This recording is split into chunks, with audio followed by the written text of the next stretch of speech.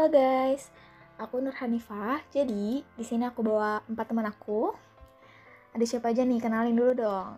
Halo semua, kenalin aku Sinta dari keturunan Bugis yang besar di Kalimantan. Hai, kenalin aku Alma dari Kediri, Jawa Timur. Halo, kenalin aku Fatin, asalku dari Aceh. Halo juga semuanya, aku Nuri dari Ngawi, Jawa Timur. Nah, oke, langsung aja. Jadi kita sekarang bakalan ngobrol-ngobrol singkat tentang COVID-19 yang emang lagi happening banget sekarang. Tapi uniknya, di obrolan kita kali ini kita bakalan bahas COVID dari sudut pandang budaya, khususnya 7 unsur kebudayaan. Bingung gak tuh kalian? Jadi 7 unsur kebudayaan menurut Koncara Ningrat itu ada ekonomi, pengetahuan, kekerabatan, peralatan hidup, religi, bahasa, dan juga ada kesenian. Jadi aku pengen tahu nih, sebenarnya ada perubahan-perubahan apa aja sih terhadap 7 unsur kebudayaan ini sejak adanya COVID. Tentunya dari sudut pandang teman-teman aku yang kebetulan dari berbagai macam daerah yang beda-beda kan pasti ada ceritanya sendiri lah. Gimana guys? Menarik nih bahasanya. Mau siapa dulu nih? Sinta dulu deh boleh. Menurut aku adanya COVID ini paling ngaruh tuh ke ekonomi sih. Karena di sini orang Bugis kan kebanyakan pedagang. Kan kalau dagang harus interaksi sama orang lain. Padahal kalau COVID gini kan justru harus ngurangin interaksi sama orang lain. Ya jadinya pendapatan penduduk menurun. Terus ada juga penduduk yang biasanya kerja di luar daerah, jadi tidak bisa kemana-mana. Terus mau gak mau cuma bisa ngarepin pekerjaan yang ada di kampung untuk biaya hidup sehari-hari. Kalau dari segi pengetahuan ya, kami sempat dengar info-info kayak obat-obatan herbal buat meningkatkan daya tahan tubuh. Misalnya, kalau yang sekarang sering dianjurin tuh jahe sama madu. Soalnya dulu mah boro-boro kita notice itu jahe sama madu. Kalau buat peralatan hidup, buat sekarang ya kita tuh matuhin apabila lagi disuruh gitu. Misalnya nih, disuruh pakai masker kalau keluar rumah, baru kita pakai. Patuh aja sama peraturan. Iya. Nah, aku tuh sempat googling kemarin-kemarin gimana sih kondisi di berbagai macam daerah selama pandemi ini. Nah, tapi kebetulan aku nggak dapet info sama sekali gimana kondisi di Bugis gitu, suku Bugis. Kebetulan untungnya teman aku orang Bugis langsung, jadi aku bisa tahu lah updatean info terbarunya. Tapi yang menarik ya pas aku googling terkait info itu, yang menarik itu kasus di Jawa Timur sih. Kenapa? Karena pas bulan-bulannya KKN itu kalau nggak salah Juli sampai Agustus lah, si Alma nih update status WA tentang peta sebaran COVID di Jawa Timur. Pas aku lihat, wah, petanya merah-merah semua dan bahkan ada beberapa wilayah yang warnanya merah cenderung ke hitam. Itu kan berarti kasusnya banyak banget dong di situ dan serem banget sih itu. Nah, tapi pas aku baca berita, itu berita naik tanggal 7 Oktober, berarti baru banget kan ya.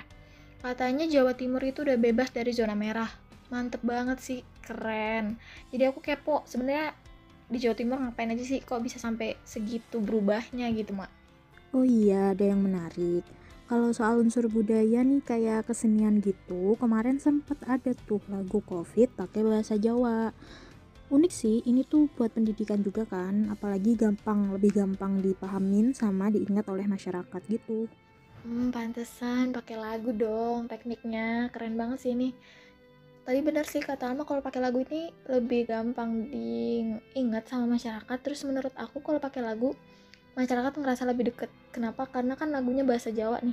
Bahasa Jawa kan emang biasa digunain sama mereka kan sehari-hari, jadi ngerasa enak, enjoy gitu dengerinnya. Terus maknanya, pesannya juga dapet. Keren-keren.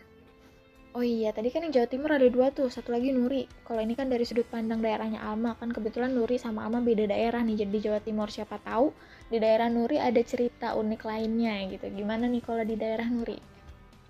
Kurang lebih sama ya, Mak. Sekitaran Jawa Timur tuh kayak gitu. Bedanya, misal petani yang mau ke sawah dan perlu banget ngelewatin kantor polisi atau beberapa tempat operasi masker, petani harus banget pakai masker. Kalau nggak bakalan disuruh putar balik lagi ngambil masker pulang ke rumah. Jadi percaya atau nggak percaya sama corona, semua harus pakai masker. Bisa jadi kayak edukasi juga sih ini. Kalau nggak kayak gitu ya beberapa tempat ada yang dipasang banner tentang masker, new normal di perempatan ataupun di pasar kayak gitu. Oh, oke. Nah, terus aku mau beralih ke yang paling ujung nih, daerah paling ujung itu ada di Aceh.